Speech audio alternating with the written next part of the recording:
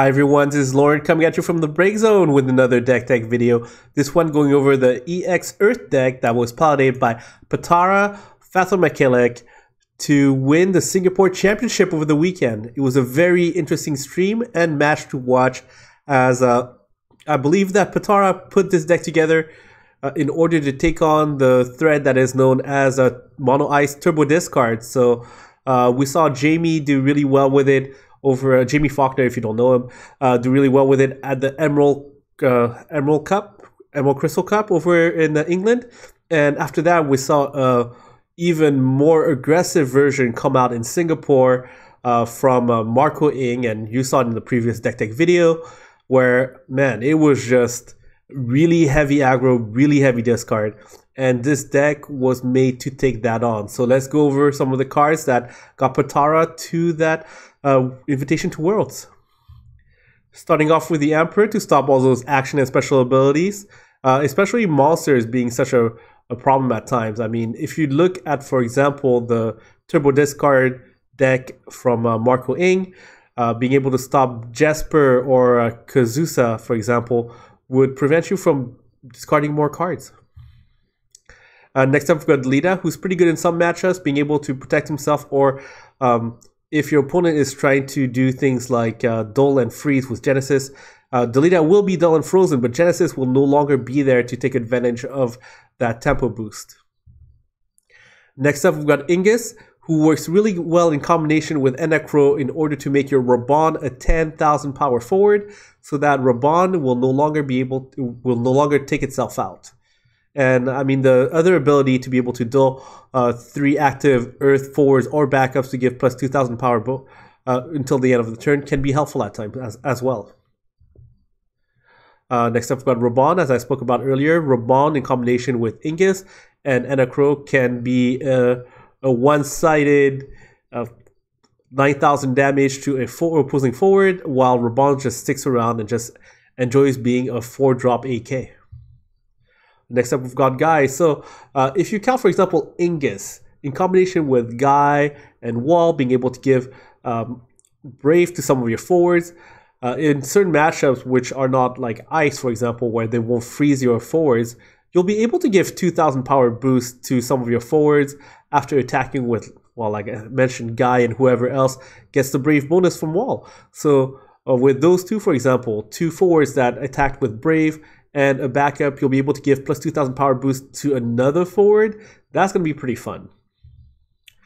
Next up, we've got Cecil, who's good as an EX and who's pretty good at just playing out just a 5-drop 9k that can break an opposing forward, especially if you took some damage.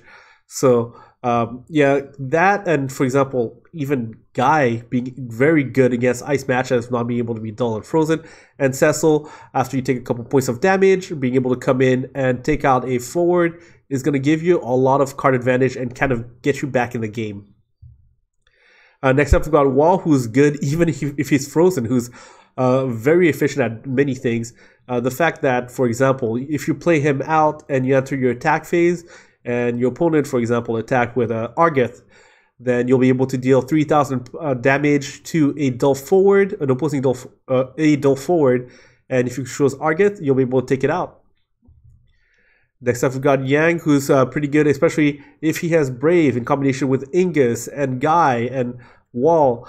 Yang can give you a bit of that tempo boost, and since I guess mono water or water hasn't been quite as popular lately as the Turbo Discard kind of takes it out of the meta to some extent, Yang no longer has to worry about an opponent bouncing it and making it Ursula smaller. So if all he has to take on is, for example, Glaciala Bolas or Shiva, Yang and Ursula in combination with one another is going to be able to give you 2 9,000 power forwards, and in combination with Enacro and Ingus is actually going to be 11k forwards. So here's Yang, and now there's Ursula, so they go hand in hand, as if you play Yang, you get to play Ursula for free. Next up, we've got Cockatrice, who's an EX burst, so it can help you close out games if you actually play it out from your hand, for keeping your opponent from being able to block. But also, if your opponent is being very aggressive and you get an EX burst, let's say you have no forwards in play yet or anything like that, or you don't have any blockers that can actually be around effectively, if you hit a cockatrice off the EX burst and they haven't finished their attack phase, they have another forward they want to attack with, for example, cockatrice is going to be able to prevent choose that forward. With cockatrice, you'll be able to choose that forward and prevent it from attacking this turn, thus saving you 1 point of damage. Next up, we've got Atomos from Opus 4, being able to be that pseudo 7-drop Odin, if you think about it that way, being able to break a dull forward or to deal 8,000 power to 8,000 damage to any forward. Next up, we've got Hekatonker, that's very good. Let's say if your opponent is trying to play a Mateus. So if you're able to take out the attacker during that turn, then let's say you declare a blocker. That blocker will no longer be blocking anything and thus be taking out a battle, and you can fizzle out Mateus that way. So let's say, for example, you have a guy and they're attacking with, I don't know, like a Snow, a Lock, a Thaumaturge, anything. And normally when they do that and they know that you're going to block with Guy, it's because they're either bluffing or they do have a Mateus in hand. And if they play it out, go ahead, play that Hekatonker and just set your opponent back 1 forward and 1 summon as you take out their forward. Next up, we've got Doga, that's able to protect your forward. So let's say your opponent is doing things like more Mateus things. So Doga is a 2-drop backup, which is great. And also later down the game, you'll be able to use Doga in combination with another Earth CP in order to protect your forwards from any kind of Mateus shenanigans. Next up, we've got Miner to recur itself, other backups, and bring back other forwards as you need. Shantoto for just about any matchup that you want where you're falling a little bit behind and you have a couple of backups. You'll be just fine if you play Shantoto. Next up, we've got Mustadio. Haven't seen Mustadio in a while, but in this kind of meta where it is turbo discard, super aggro, Mustadio can come in and just kind of wreck face. Being able to just straight up break dull forwards is great, and I mean, and the fact that you can have 3 over EX bursts with so many other EX bursts you have in this deck, you'll be able to protect yourself from that turbo discard matchup. Next up, we've got Anacro. You're playing Mono Worth, then Anacro is probably a 3 of in that deck. Next up, we've got Raban, another EX. So sometimes Mono Ice likes to dull, freeze, and you'll still have forwards around. They won't straight up break them except if they do Sid Alstein or Mateus. So if you hit a Raban off EX burst, you'll be able to go ahead and take out some of their smaller forwards, as yours are quite big for the most part, off that EX burst, or just straight up playing it out as a backup.